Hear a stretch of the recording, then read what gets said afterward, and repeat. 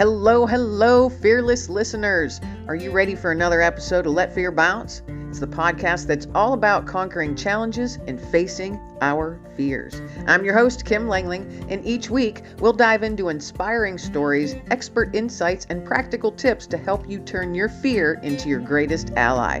So sit back, relax, grab that cup of coffee, and let's discover how to make fear our bouncing board towards a life filled with endless possibilities right here on Let Fear Bounce.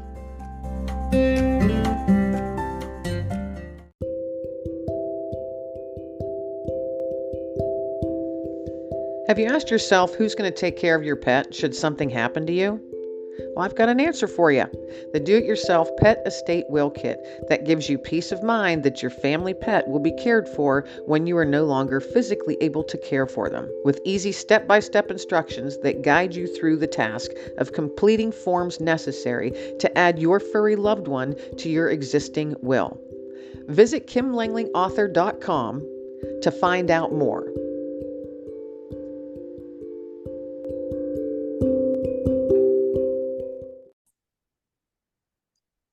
Hello, everybody. Welcome to another episode of Let Fear Bounce. This is Kim Lengling, your host, and I am so happy that you are spending just a small part of your day with myself and my special guest today, Dan McMillan. He is an author who lives in New York City, and he writes about history and politics. Dan began his career as an academic historian, specializing in modern Germany. He holds a history Ph.D. from Columbia University, as well as a J.D. from Fordham Law School. Having worked as a history professor and as a prosecuting attorney, Dr. McMillan published his first book with Basic Books in 2014. The title of that book is How Could This Happen? Explaining the Holocaust. This book gives the general public a concise and accessible synthesis of what historians have learned about the causes of the genocide. Now, I got to tell you, folks, how could this happen? Explaining the Holocaust. That is what jumped out at me about this gentleman, and I wanted to talk to him right away. I've always been interested in that time frame, in that era, and just how could something like that actually happen? So, Dan, welcome to Let Fear Bounce. Well, thank you so much, Kim. It's great to be with you today. So you are quite the accomplished individual, sir. Well, thank you. But this book, and seriously, the title just jumped out at me. And I'm sure that over the decades, and I've heard people in my own generation say, how in the world could that have happened? And although it still does happen, it still happens around the world today. That just happens to be a huge part of our American history. How could this happen? What a great title to the book. First off, I guess, how is it that you came to want to even write that book? I read my first book on the Holocaust when I was 12 years old. That would have been 50 years ago, just this last January. It would have been early 1973, the year I turned 12. And it knocked me flat. And I couldn't really explain why it knocked me flat until at least 40 years later, after finishing the book even. And I think that what knocked me flat about it was that it is the moment in history, the only moment where the ruling class of an advanced society decided that an individual human life has no intrinsic value whatsoever. I mean, every war, every mass killing, the killers to some degree dehumanize their victims. And both any side in any war, including the side that's on the right side, necessarily you dehumanize your enemy because otherwise you couldn't psychologically stand to kill them. But in the Holocaust, the dehumanization of the victims was total, and human life lost all value. And these men, and we're talking about a couple 100,000 German and Austrian men and a few thousand women, didn't just act this way. They proudly affirmed and explicitly stated, look, an individual life means nothing. The only thing that matters is that the German race, the genotype, flourished long-term amid the Darwinian struggle for survival among the races of the world, because that's how they saw world history and wars. And the sacrifice, if 2 million Russians got in the way and it were even just convenient to kill them, then we killed them. And they did. They even murdered 200,000 of their own people who had disabilities just to save money, to make the national struggle more efficient. The Jews were singled out. The Jews were distinctive among the targets of all genocides because that's the only group that was targeted for complete biological extinction. I mean, if Hitler had achieved world domination, which he would have liked to do at least, their next step would have been to strike at every Jewish community around the world, no matter how small. They literally saw the Jewish people as a virus, and you want to stamp it out everywhere so it will never grow back. And that is why is that so powerful? Well, I think, because it goes to the heart. It's a direct challenge to the meaning and worth of our lives, of all of us. And if you're raised, I mean, I believe that you are a fairly devout Christian, Kim. That was my sense from looking at some of your books. And, which is great. I was baptized Episcopalian, but I was raised by agnostics. I've always had a very positive attitude toward Christianity that's grown more positive over time, but I don't have it I just wasn't raised to practice it. So, but the point I'm saying is if someone like you who has that faith, you're beautiful because you're made in the image of your creator, and your life is meaningful because God put you on the planet for a noble purpose. But if you're like me, wasn't raised with that faith, you're not made in the image of your creator. You're a glorified monkey clinging to an asteroid, and your existence is an accident, and the possibility that it is without any meaning whatsoever, you face it alone, and that is scary. I think most of us, at least those of us who do not have religious observance and faith, we run away from that question our entire lives. We run away from the meaning of our lives in the face of our mortality. And, in practice, I'm not saying everyone walks around in terror. I think in practice, people find meaning on a human scale. And I think this is true of believers and non-believers alike. You find meaning in your life by loving other people, by treating other people right, by being a good person, by leaving the planet a better place than when you found it. But the Holocaust, the killers in the Holocaust, they mounted a double assault on this principle because they would say to me, to any of us, well, so what if you love other people? They don't matter, neither do you. Human life is worthless. And also, if we're capable of doing something like that, then how lovable are we after all? And because of that, I think that is the reason why the Holocaust is the only historical event that frightens people, okay? It's the only historical event that tens of millions of people around the world want to deny happened. And it's crazy. I know it's crazy, but in a way, and look, the people who are really peddling this mind poison, the leaders of Holocaust denial, these people are clearly the most vicious of anti-Semites, or they hate the state of Israel. But there are a lot of people below that level. This hate, this crazy idea falls on fertile ground because in a way, what healthy person would not prefer to believe this is not possible if you could show them a reason to believe it's not possible? And I don't want to excuse anyone for buying into this. It's totally blameworthy and reprehensible. But the point is, it's terrifying. There are no French Revolution denialists. There are no American Civil War denialists. And I think it is just that this assault on the value of a human life, that this is possible, is just terrifying. And I think that is probably the reason why it took so long for anyone to write a book like mine. I mean, as I say, there's a raft of books on Hitler, World War I, World War II, anti-Semitism. But the Holocaust has got about a dozen moving parts. And you want to explain why it happens, you need a book like mine that gives you an overview, that puts the pieces of the puzzle together. Without that, you're lost. And in that sense, I mean, this sounds like a conceited thing to say, but really, I'm the only one who put the pieces of the puzzle together in a single book. And that's why, if you really want to know why this happened, my book is kind of the only game in town. Luckily, it's very short and easy to read. So I know I'm being terribly self-serving and self-aggrandizing, but it's true. But the question is then, it's weird though, because books of this kind that tackle the really big questions in history, they don't get written by people like me who, independent scholars, which is a euphemism for a Ph.D. who doesn't have an academic job, okay? I mean, I did have an academic job, in a good one in Illinois, but I decided to move on and be a lawyer. These books are usually written by the top people in the profession at the top universities. And I'm not saying that I don't have the credentials to write the book. I do, and I know how to do scholarship, and I got a PhD from Columbia, and I'm fluent in German and so on. But normally you'd expect a book like this to be written by Chris Browning, at UNC Chapel Hill, probably the greatest living Holocaust historian. None of the big guns in the field stepped up to write this kind of book. And the need for this kind of book is blindingly obvious. Now, I don't know these people. I'm not a mind reader. And whenever you're trying to explain something that didn't happen, you're on shaky ground. But I think that in a way, I think that people have been afraid to really squarely take this task on, to pull all the pieces together and really come up with a digestible answer to why this happened, because I think we're all afraid we're going to learn something about ourselves that we can't live with. Oh goodness.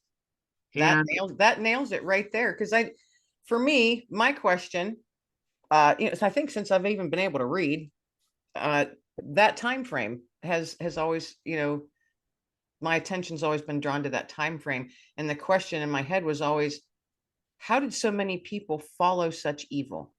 yeah, That's been, and I'm hoping and I'm assuming I'm not the only, I shouldn't ever assume.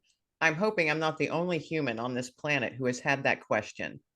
I think every human being on the planet who has seen this has had that question, Kim. And there's a whole chapter devoted to how people came to deify Adolf Hitler. The short answer to that is that they were completely and utterly desperate at the time that he came to power, because the political system had failed, the economy had failed, and then he got in and he had a string of basically good luck, of successes that were due not to his skill but to dumb luck. But the successes would have made any politician seem like a miracle worker. And then on top of that, the media was under state control, and he had a brilliant propagandist, Joseph Goebbels, who you really have to think of him as one of the fathers of modern public relations.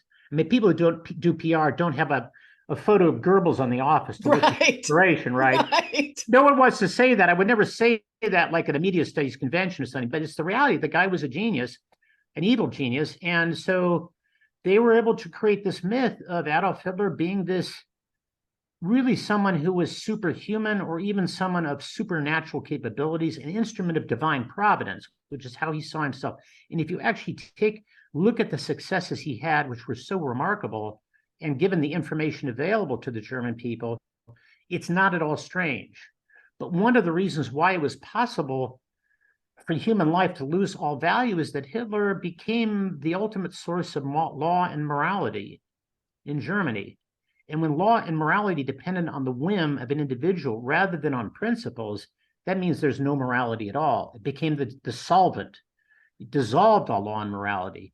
And the people he operated in a norm-free space, and the people who carried out his commands also operated in a norm-free space, and indeed found this liberating and exhilarating, that they could engage in this transgression and feel that they could do whatever they wanted. So, and that's part of the answer to how it came possible that human life lost all value. The one thing I'd like to say, I guess, is that people have asked me, well, Dan, why were you the one person who stepped up to tackle this? And I think there's kind of two reasons. One is that I guess from an early age, and I owe this to my parents, I always had just such a strong belief in human goodness.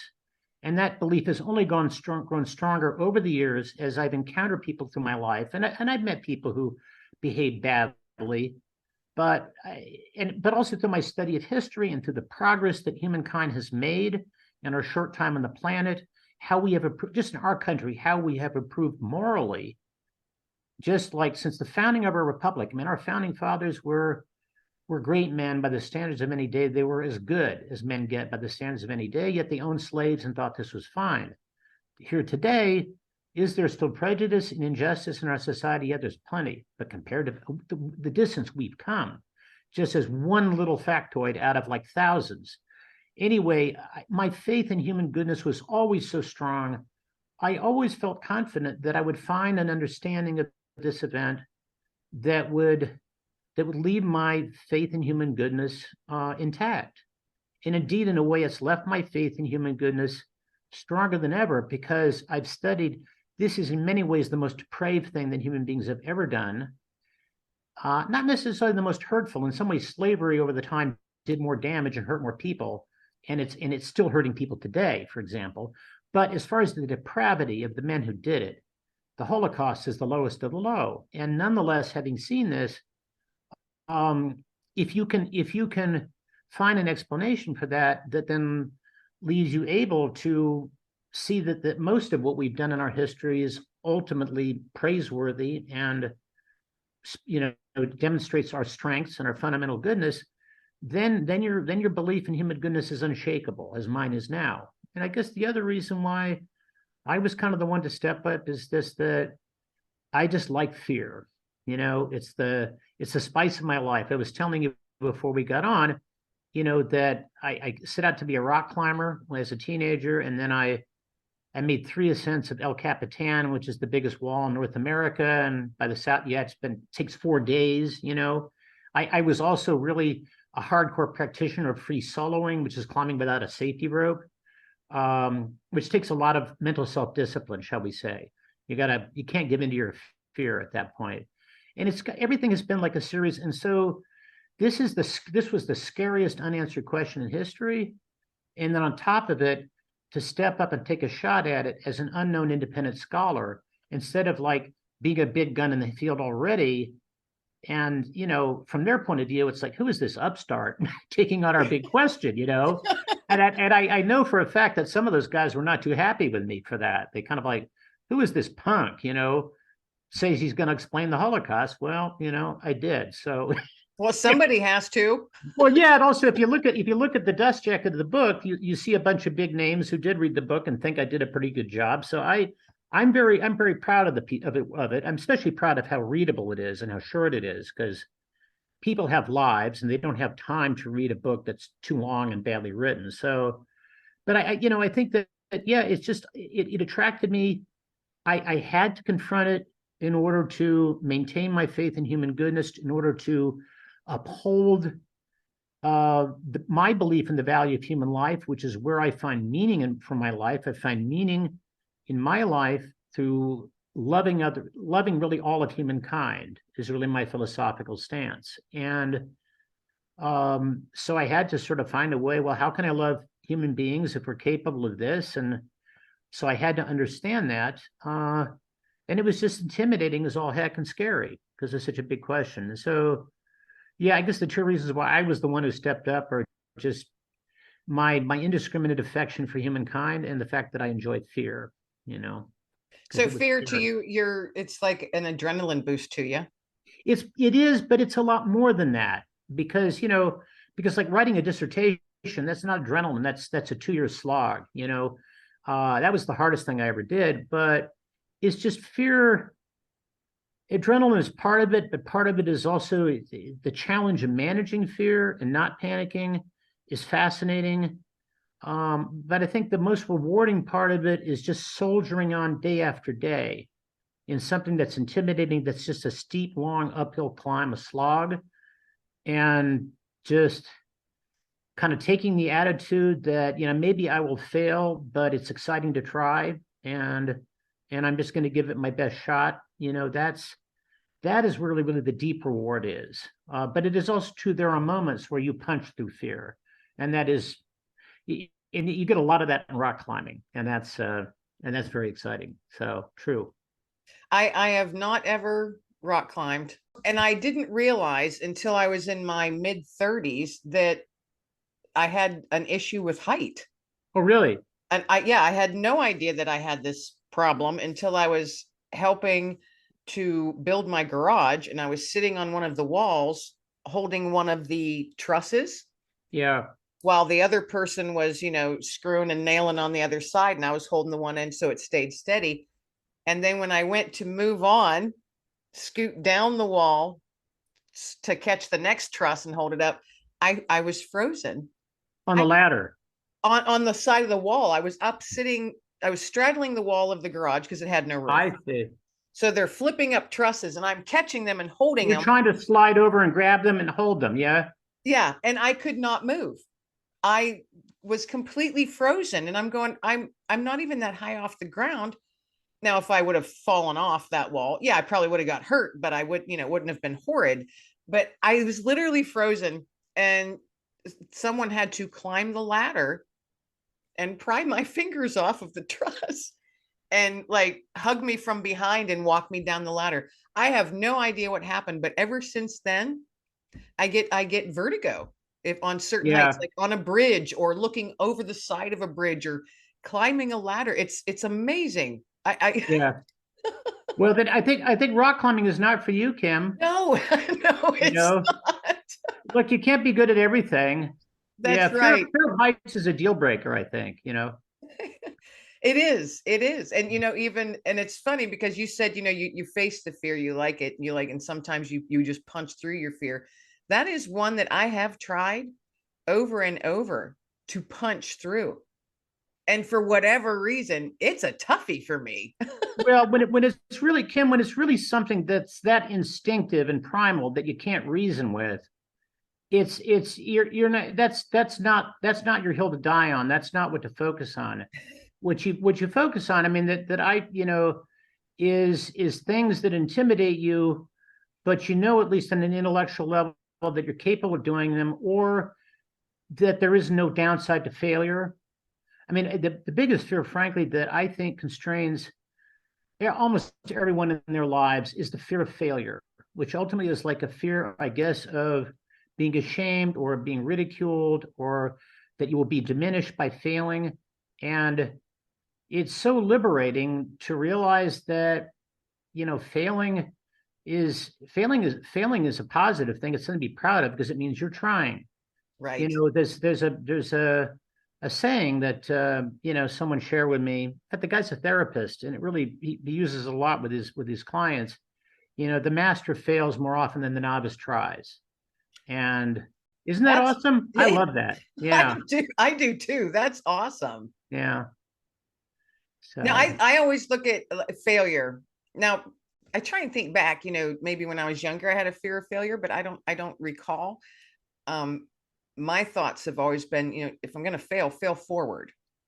yeah, Don't fail and be stuck and, bog yourself down in this woe is me mentality. I'm not that person. But oh, have I failed at things? Oh, spectacularly.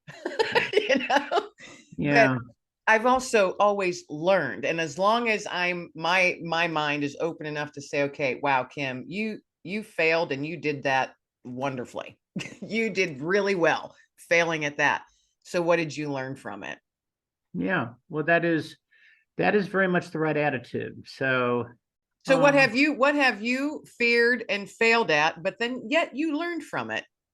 well, I wouldn't say that I failed at law necessarily, but I got my law degree. I wanted to be a trial lawyer. So if you're a trial lawyer, you go into criminal law. I ended up at the Brooklyn DA's office, and then I ended up being assigned to the Sex Crimes Bureau.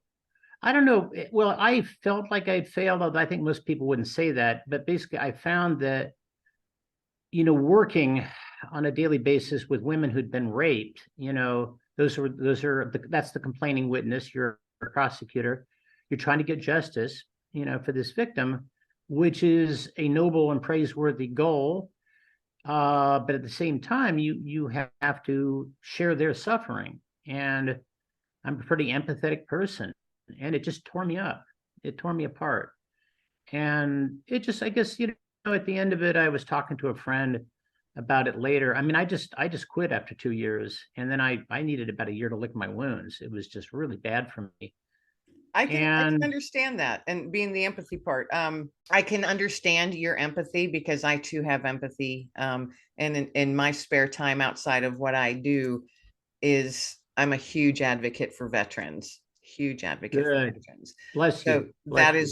that's what I do in my spare time. Advocate for veterans, especially female veterans that live with PTSD. So I Oh God, appreciate that you tried for 2 years because I think that job would be one of the hardest. I know I personally couldn't do it, even though I have a strong heart and this will to, help as many. That I don't know, being an empathetic person myself, if I would have, because I take the weight on, yeah, me too.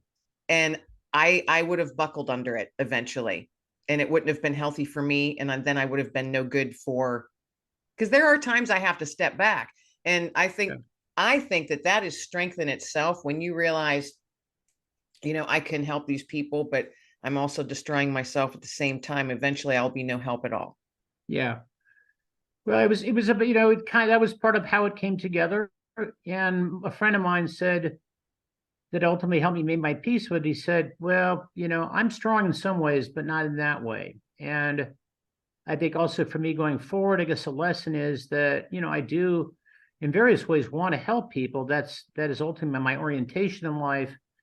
And I think that, I think I've been very helpful in writing this Holocaust book because I think people need to understand this and not be terrified of it and be able to make sense of it. But that it's really better for me to help. In a lot of ways, it's better for me to help not one-on-one with someone who's suffering, but rather to do kind of the things I do best, like writing and public speaking, that can provide information. Or we're not going to talk about my political project, but I'm working in politics in what I think is a positive way to get big money out of our political system. And that's also something I think would be enormously helpful to the country. I wouldn't work, though. I wouldn't be a good person to work directly with a veteran who's in pain. I couldn't handle it. So Yeah, to me, that's a strength that you can recognize where your strengths are. yeah. Because some people will just keep pushing through and pushing through and wonder why they feel so awful physically and mentally. Well, in a way, you could say that I did that probably for maybe a year longer than I should have, but I don't like to give up. I hear you. I think I know that you relate to that. So let's see. I know I'm getting short on time with you, I think. We're getting close. We're getting close. But I do have a question. Sure. Before we get on to our next little segment. What's next for you? Now, I know that you're working on your political aspect thing, but do you have any other books or any other projects in the works that are kind of sitting on the back burner? Well, on the back burner, but very much in the back burner, was a book about money and politics and the damage it does to our country and how we fix it. But I've put that completely on the back burner because I decided in the spring of 2020, all these great books have been written. They haven't moved the needle politically. It's time to take direct action. And so that's what I'm doing now is working to achieve a campaign finance reform that will, put the American people back in the driver's seat in our political system where we belong, where, as our founding fathers wanted when they wrote our Constitution. That project's going to keep me busy for a while. I've got a lot on my plate. Although I'm very confident that we'll win, and victory could come quite quickly, just because I think Americans of all political stripes are pretty fed up with the political system, and we know it's not working. And I think people are just looking for, an actionable demand, an achievable goal, a concrete first step to take.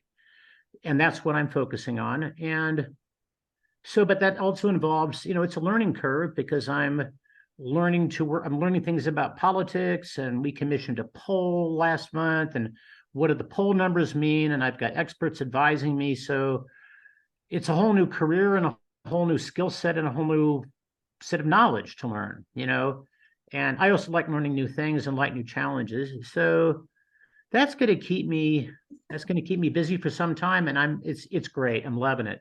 It sounds like it'll keep you very busy, and that's not something that you can just jump in not knowing what you're doing. No. So kudos to you for that, Well, for your vision on that, for your I vision. found a mentor. I found a mentor who is a semi-retired operative who has managed campaigns. He's done every job in politics, and I pay him on an hourly basis for consulting. And he's kind of my Yoda, Yeah.